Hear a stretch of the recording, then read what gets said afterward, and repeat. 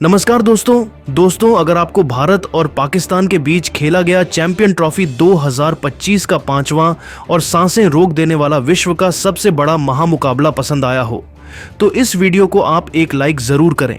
इस वीडियो का like target 400 like है तो इस वीडियो को आप दिल से लाइक जरूर करें दोस्तों। चैंपियन ट्रॉफी 2025 के पांचवें और एक और सबसे रोमांचक महामुकाबले में फिर एक बार क्रिकेट इतिहास दो सबसे बड़ी टीमें एक दूसरे से भिड़ी। इस बार रोहित शर्मा की भारतीय टीम के सामने मोहम्मद रिजवान की पाकिस्तान की टीम खड़ी थी। इस रोंगटे खड़े कर देने वाले महामुकाबले में पाकिस्तान के कप्तान मोहम्मद रिजवान ने टॉस जीता और पहले बल्लेबाजी का फैसला लिया और भारतीय टीम को पहले गेंदबाजी के लिए आमंत्रित किया। उसके बाद रनों की बारिश करने के इरादे से पाकिस्तान के दो दिग्गज ओपनर बल्लेबाज मैदान में उतरे। इमाम उल हक और बाबर आजम के कंधों पर इस महामुकाबले में अपनी टीम को एक विस्फोटक ओपनिंग शुरुआत दिलाने की बहुत ही बड़ी जिम्मेदारी थी और पाकिस्तान की इस खतरनाक ओपनिंग जोड़ी ने मैदान में उतरते ही भारतीय गेंदबाजी पर रन बनाना शुरू कर दिया और एक मजबूत शुरुआत अपनी टीम को दिलाई। शुरुआत से ही यह दोनों ही पाकिस्तान के ओपनर बल्लेबाज लाजवाब फॉर्म में नजर आ रहे थे, जिसने कहीं ना कहीं शुरुआत में ही भारतीय गेंदबाजी पर दबाव बढ़ा दिया था। खास करके बाबर आजम इस मुकाबले में गजब के फॉर्म में नजर आ रहे थे। इमाम उल हक और बाबर आजम ने मिलकर अब अपनी टीम को 41 रनों पर पहुंचा दिया था, लेकिन फिर तभी गेंदबाजी पर आए भारतीय टीम के सर्वश्रेष्ठ ऑलराउंडर यानी हार्दिक पांड्या ने बल्लेबाजी कर रहे बाबर आजम को केएल राहुल के हाथों कैच आउट कर दिया। बाबर आजम 26 गेंद में 23 रन बनाकर आउट हो गए। पाकिस्तान की इस गजब की ओपनिंग साझेदारी के टूटने के बाद अब बल्लेबाजी के लिए साउद शकील मैदान में उतरे थे, लेकिन उनके साथ बल्लेबाजी कर रहे और पाकिस्तान के दूसरे ओपनर बल्लेबाज इमाम उल हक को इसी बीच अक्षर पटेल ने रन आउट कर दिया। इमाम उल हक 26 गेंद में बस 10 रन बना पाए।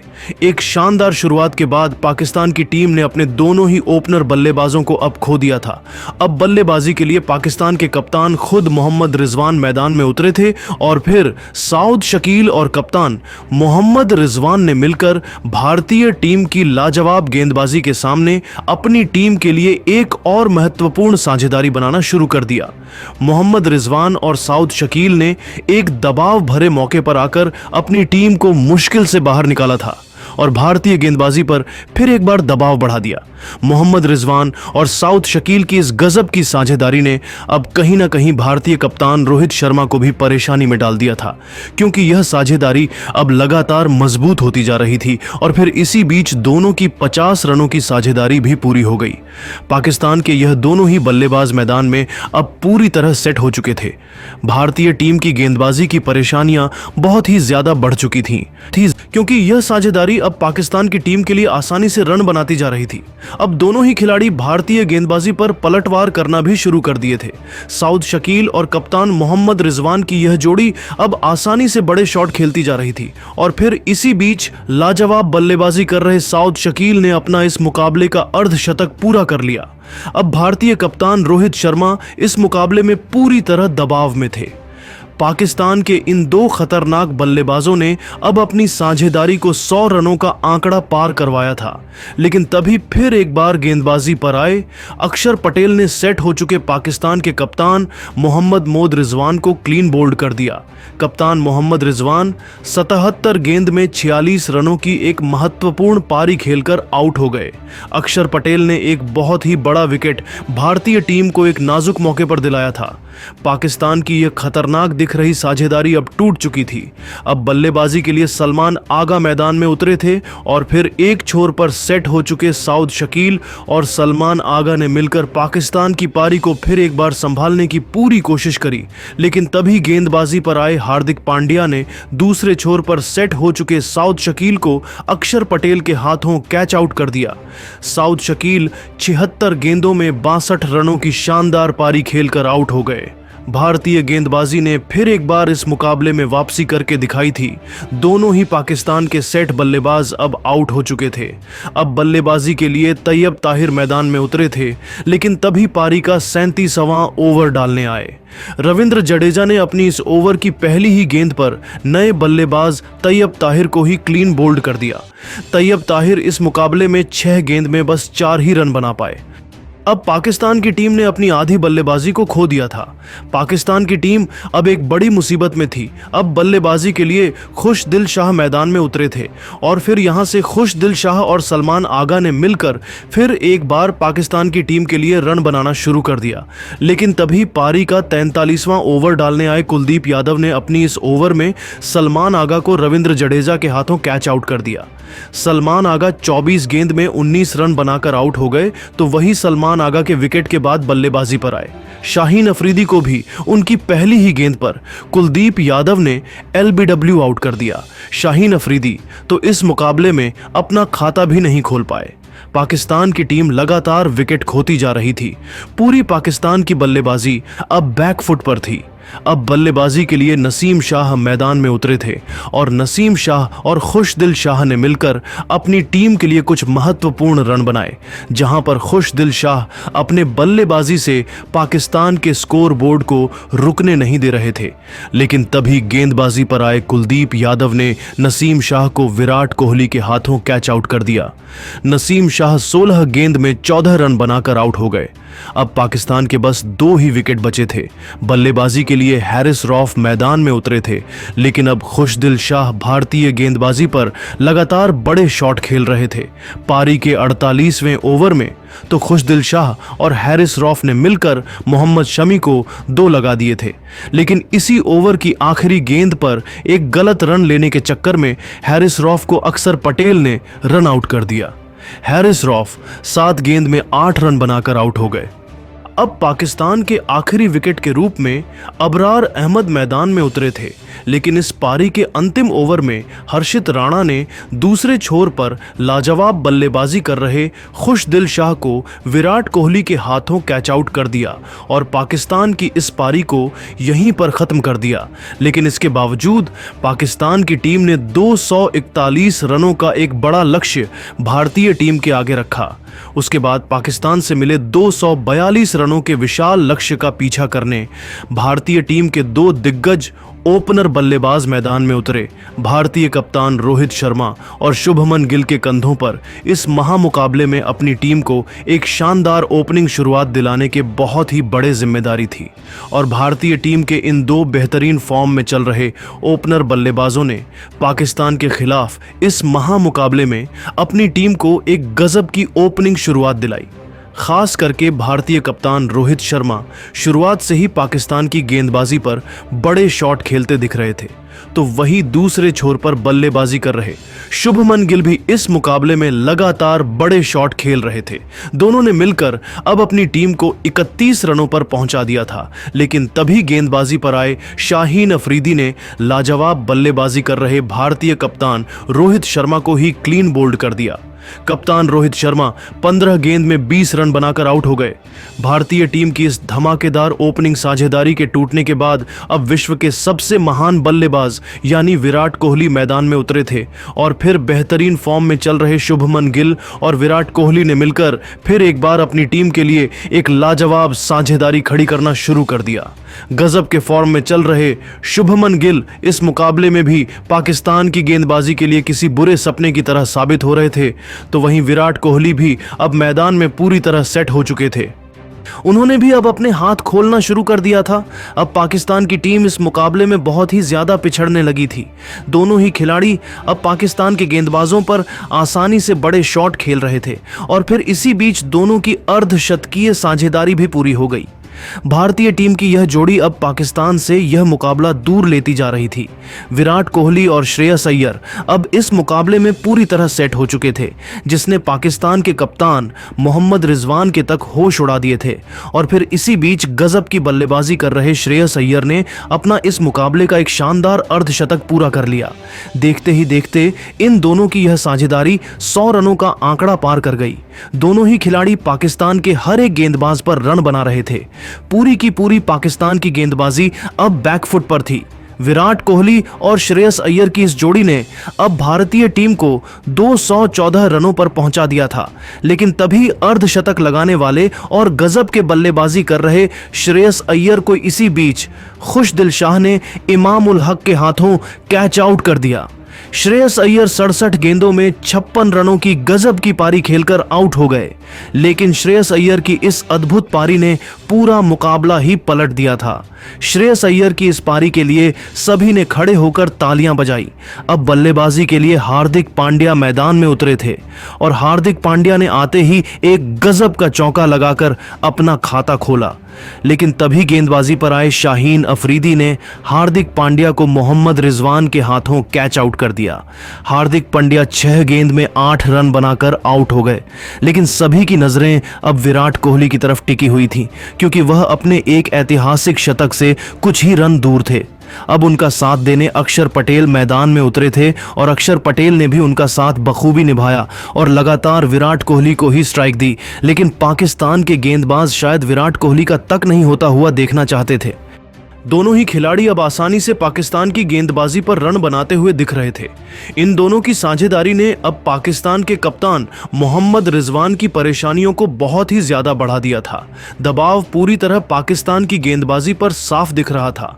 पारी के साथ ओवर में शुभमन गिल ने विकेट निकालने वाले शाहीन अफरीदी को एक ही ओवर में 3 गजब के चौके लगा दिए थे, तो वहीं उनके साथ बल्लेबाजी कर रहे विराट कोहली ने भी पारी के 13वें ओवर में हैरिस रॉफ को 2 शानदार चौके लगाते हुए अपने अंतरराष्ट्रीय वनडे करियर के 14,000 रन पूरे करके एक बड़ा कारनामा करके दिखाया।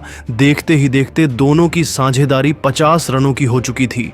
पाकिस्तान की गेंदबाज में विराट कोहली का डर साफ तौर पर दिखने लगा था। शुभमन गिल और विराट कोहली ने मिलकर अब अपनी टीम को 100 रनों पर पहुंचा दिया था, लेकिन अपने अर्धशतक से केवल 4 ही रन दूर खड़े शुभमन गिल को इसी बीच अबरार अहमद ने क्लीन बोल्ड कर दिया। शुभमन गिल 52 गेंद में 46 रन बनाकर आउट हो गए। अबरार अहमद ने एक बड़ा विकेट पाकिस्तान को एक महत्वपूर्ण मौके पर दिला दिया था, लेकिन अब बल्लेबाजी के लिए श्रेयस अय्यर मैदान में उतरे थे और फिर यहां से सेट हो चुके विराट कोहली और नए बल्लेबाज श्रेयस अय्यर ने फिर एक बार भारतीय टीम के लिए एक और साझेदारी खड़ी करना शुरू कर दिया। विराट कोहली जो अब मैदान में पूरी तरह सेट हो चुके थे, वह भारतीय टीम के लिए एक ऐतिहासिक पारी खेल रहे थे, तो वहीं अब उन्हें नए बल्लेबाज श्रेयस अय्यर का भी साथ मिलने लगा था। दोनों के बीच अब एक और साझेदारी बननी शुरू हो चुकी थी। दबाव फिर एक बार पाकिस्तानी गेंदबाजी पर आ चुका था। जब तक विराट कोहली मैदान में मौजूद थे, तब तक पाकिस्तान की इस मुकाबले में जीत की उम्मीद ना के बराबर थी, और फिर इसी बीच पारी के 27वें ओवर में एक शानदार चौका लगाते हुए विराट कोहली ने पाकी न के खिलाफ एक और अपना गजब का अर्धशतक पूरा कर लिया। विराट कोहली की इस शानदार पारी के लिए सभी ने खड़े होकर तालियां बजाई। श्रेयस अय्यर जो मैदान में पूरी तरह सेट हो चुके थे, जिस वजह से वह लगातार वाइड गेंदें डाल रहे थे, लेकिन अंत में विराट कोहली ने भी हार नहीं मानी और पारी के 43वें ओवर की तीसरी गेंद पर विराट कोहली ने एक शानदार चौका लगाते हुए अपना एक ऐतिहासिक शतक पूरा कर लिया। तो वहीं इसी चौके के साथ विराट कोहली ने इस क्रिकेट इतिहास के सबसे बड़े महामुकाबले में पाकिस्तान की टीम को 6 विकेट से मात देकर इतिहास रच दिया। दोस्तों, भारतीय टीम ने गेंदबाजी से लेकर बल्लेबाजी में भी पाकिस्तान की टीम को मात दे दी, जहां पर भारतीय टीम के इस मुकाबले के असली हीरो साबित हुए विराट कोहली, जिन्होंने इस मुकाबले में 111 गेंदों में 100 रनों की अद्भुत शतकीय पारी खेली, जिसके सामने पूरी पाकिस्तान की टीम नाकामयाब हुई और फिर इसी के चलते भारतीय टीम पाकिस्तान को इस महामुकाबले में हरा पाई। तो दोस्तों, आप विराट कोहली की इस ऐतिहासिक शतकीय और मैच जिताने वाली अद्भुत पारी के लिए उन्हें 10 में से कितने अंक देना चाहेंगे? आप अपनी राय नीचे कमेंट में देना बिल्कुल भी ना भूलें। धन्यवाद। वाई। इस धमाकेदार जीत को शायद ही कोई भूल पाए, और इस जीत के साथ ही जहां न्यूजीलैंड से लेकर पाकिस्तान की टेंशन बढ़ गई है, तो टीम इंडिया को तगड़ा फायदा भी देखने को मिल रहा है। ऐसे में दोस्तों, ये वीडियो बहुत ही ज्यादा इंपॉर्टेंट और इंफॉर्मेटिव रहने वाली है। चैंपियंस ट्रॉफी 2025 की पॉइंट्स टेबल के नजरिए से। तो चलिए दोस्तों, बिना देरी किए वीडियो को शुरू करते हैं। अब हम आपको सभी 8 टीमों के पॉइंट्स एक एक करके बताने जा रहे हैं।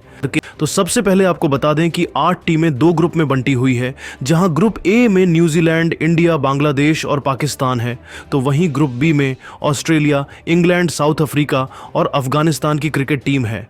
तो दोस्तों, सबसे पहले ग्रुप ए, जिसमें हमारी प्यारी टीम इंडिया है, उसके बारे में बात करते हैं। तो ग्रुप ए में सबसे नीचे अपने दोनों ही मैच गंवाने वाली पाकिस्तान की क्रिकेट टीम है, जो न्यूजीलैंड के खिलाफ 60 रनों से हार गई।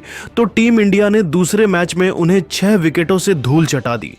इसके बाद न केवल उनकी घनघोर बेइज्जती हुई है, बल्कि अब तो चैंपियंस ट्रॉफी के सेमीफाइनल में उनके पहुंचने का सपना भी टूटता नजर आ रहा है, क्योंकि वह अपने ग्रुप में सबसे नीचे हैं। उन्हें 1 अंक भी नसीब नहीं हुआ, तो वहीं उनका रन रेट भी -1.087 का हो चुका है। इससे खराब बात पाकिस्तान के लिए और क्या हो सकती है, यानी कि अपने ही घर पर पाकिस्तान सबसे पहले हो सकता है चैंपियंस ट्रॉफी से बाहर हो जाए। हालांकि उन्हें चैंपियंस ट्रॉफी के सेमीफाइनल में पहुंचने के लिए अपना आखिरी मैच बांग्लादेश के खिलाफ बड़े अंतर से जीतना पड़ेगा और दुआ करनी पड़ेगी कि बांग्लादेश की क्रिकेट टीम न्यूजीलैंड को हरा दे, और ऐसा होना तो इम्पॉसिबल है। यानी कि अभी से उनके कैलकुलेटर निकल चुके हैं और 99% चांस है कि पाकिस्तान चैंपियंस ट्रॉफी से अब बाहर हो चुकी है। तो वहीं दोस्तों, उनके ऊपर नंबर 3 के पायदान पर बांग्लादेश की क्रिकेट टीम मौजूद है, जिन्हें टीम इंडिया ने बड़ी बुरी तरीके से 6 विकेटों से हराया है। इसके बाद बांग्लादेशी क्रिकेट टीम को पॉइंट तो बिल्कुल भी नहीं मिले हैं, तो वहीं उनका रन रेट भी -0.408 का हो गया है। हालांकि फिर भी वह पाकिस्तान से तो ऊपर ही है। यह उनके लिए बहुत बड़ी खुशखबरी है। अब उन्हें कामना करनी होगी कि पाकिस्तान अपना एक और मैच हार जाए और भारत और न्यूजीलैंड भी अपने एक मैच हार जाए, तब बांग्लादेश भी सेमीफाइनल में पहुंच सकती है। हालांकि उनकी उम्मीदें बहुत कम हैं।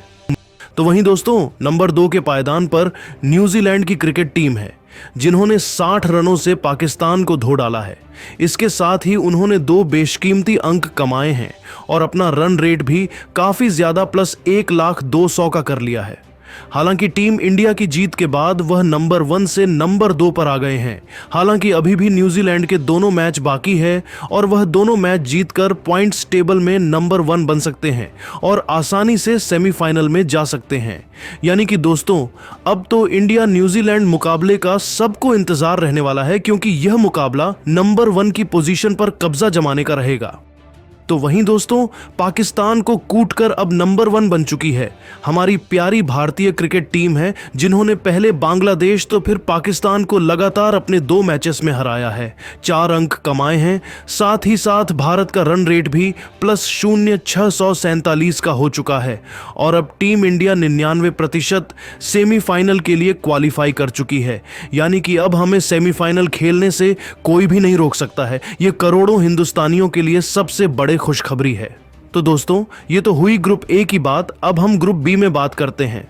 तो ग्रुप बी में सबसे नीचे अफगानिस्तान की क्रिकेट टीम है, जिन्हें एक दर्दनाक हार नसीब हुई है, जिसके बाद उनके पॉइंट 0 है, लेकिन उनका रन रेट भी बेहद खराब 2.140 हो चला है और यहां से अब अफगानिस्तान का वापसी करना काफी मुश्किल है।